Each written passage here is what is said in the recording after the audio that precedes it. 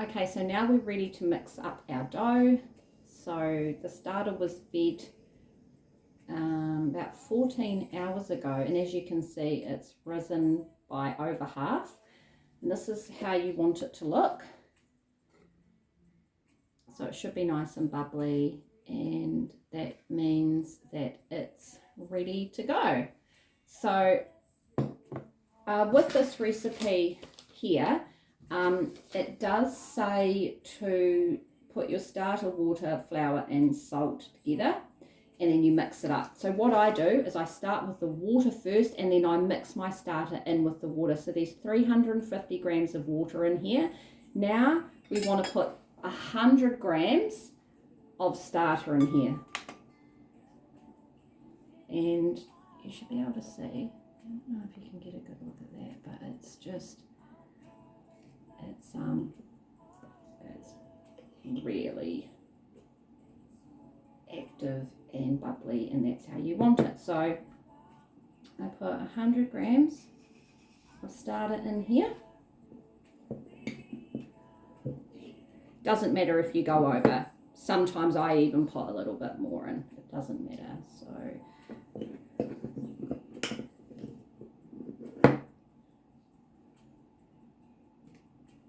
it's 94, so we're just about there.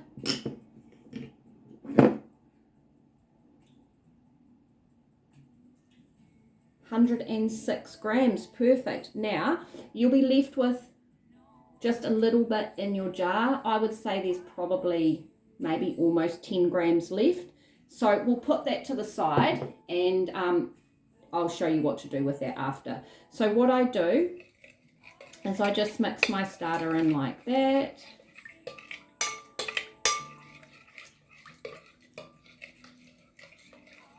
So just give it a wee mix.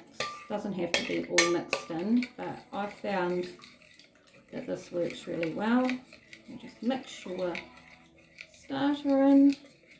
Now we're going to put in 500 grams of flour. So I use organic white flour. You can use any flour that you want though. So just mix that in. Just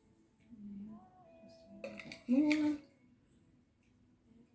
Okay, so we'll put the flour in. So I'll just set my scales again. So we're going to do 500 grams.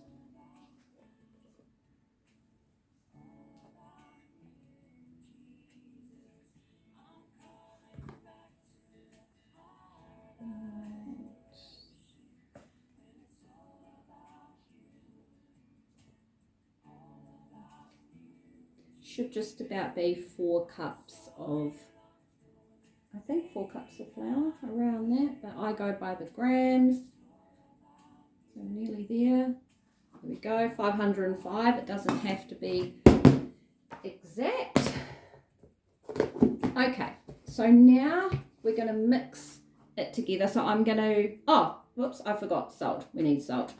Okay, so on the recipe it says 10 grams of salt. I've never been able to use that for some reason on my scales. It doesn't seem to work very well, so I'm just using little teaspoons, and I've got 1 teaspoon and I've got a half. So that's roughly what I use. So 1 teaspoon of salt, and then I just use just under half.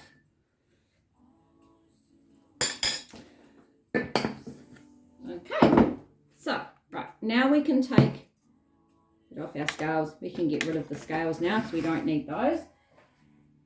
Now I'll just show you what you can use. You can use a dough. This is a dough whisk, or you can just use a spoon. It really doesn't matter. So we're just going to get in there, and we're just going to mix it up like this.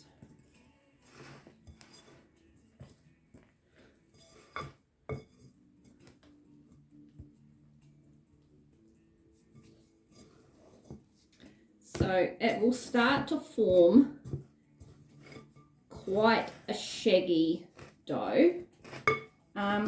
the other thing that I want to say is you're going to actually mix this up with your hands, so get a little bit of water. So this is a really good tip. Okay, so once you've got in there and you've mixed it as good as you can, that's what it will look like.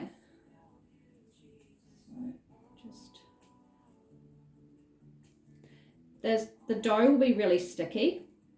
So this is what I do, and this is a really good tip. So get some water on your fingertips. So I've got some water here, water on your fingertips. Now we're going to get in there and we're going to mix it like this. So I mix it for around 3 minutes. And we just get in there and we just mix it.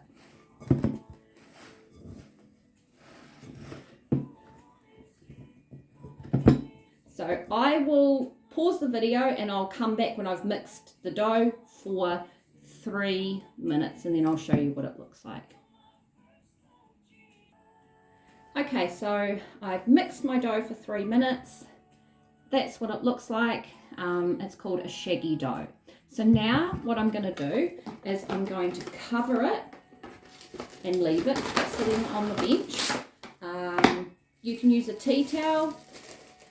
I usually use the food covers, the plastic food covers that you pop over the top with the elastic, but I don't have any of those, so I'm just going to cover that with some Glad wrap, and I'm now going to leave that on the bench for an hour, and then I'm going to come back to it and I'm going to do 4 sets of stretch and folds.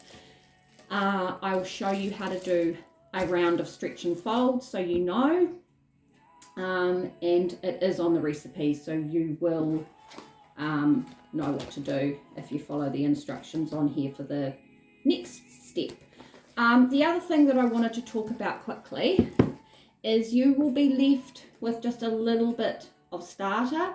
So what I do is I actually give this a little feed now using the maintenance schedule, or chart I should say. So on here you've got the baking chart, which I used last night to give my starter a big feed in order to be able to make my dough for today. But now, because I'm actually not going to do any more baking with this, I'm actually going to just feed it and just give it a smallish feed. I'm not sure how much. I'm thinking there's probably around 5 to 10 grams. I could measure it out, but I can't really be bothered. So I'm just going to give it as a guess. I'm going to say roughly 10 grams. So I'm probably going to feed it a 1:2 ratio feeding. It's all on here though.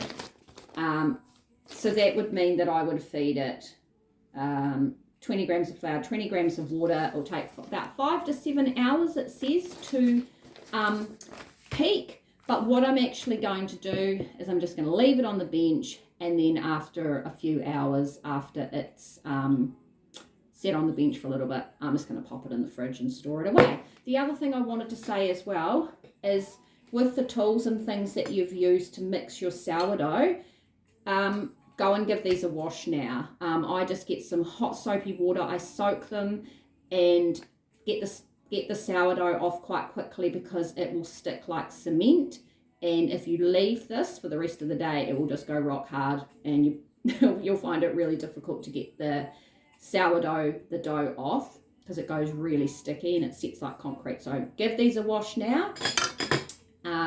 Feed your starter, leave it on the bench, and then in an hour's time I will show you what to do with that.